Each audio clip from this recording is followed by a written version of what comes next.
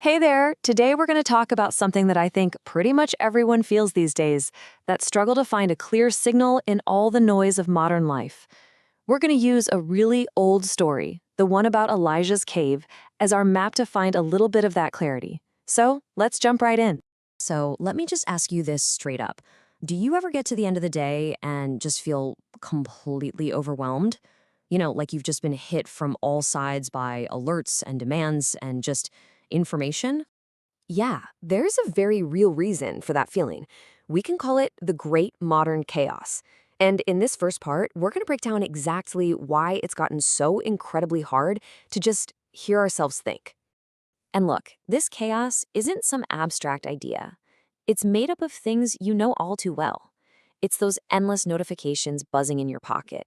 It's the constant demands on your attention from work, from family, from everywhere. It's that 24/7 news cycle that's pretty much designed to keep us hooked and anxious. And of course, that subtle pressure from social media to always be on and performing. It really boils down to this. Our world today is defined by a huge, powerful noise. It is loud, it is relentless, and it's absolutely everywhere. But what if the thing we're actually looking for, the important stuff, can't even be found in all that noise? Well, an ancient story has a pretty radical answer for that. So let's step back, way back in time, to the story of the prophet Elijah. He's on the run, he's in his own moment of chaos, and he escapes to this desolate mountain, searching for some kind of clear message. So Elijah's waiting in this cave, and suddenly this series of just epic events starts to happen. First, a wind so strong it literally shatters the rocks around him. I mean, a spectacular show of force. You'd think, okay, this is it. The message has to be in something so grand. But it wasn't. Right after the wind came a massive earthquake that shook the very foundations of the mountain. Then, after that, a raging fire. So you've got three incredible, terrifying displays of power and noise.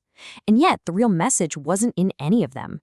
It was only after all that chaos, in the profound silence that followed, that he finally heard it. A gentle whisper. And that right there, that brings us to the absolute heart of this whole idea. The whisper in the noise.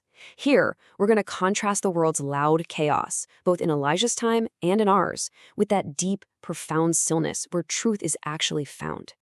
Putting them side by side like this makes the difference so clear. Over here on the left, you have the great chaos. It's loud, demanding, it's external, it feels urgent. But ultimately, it's just distracting.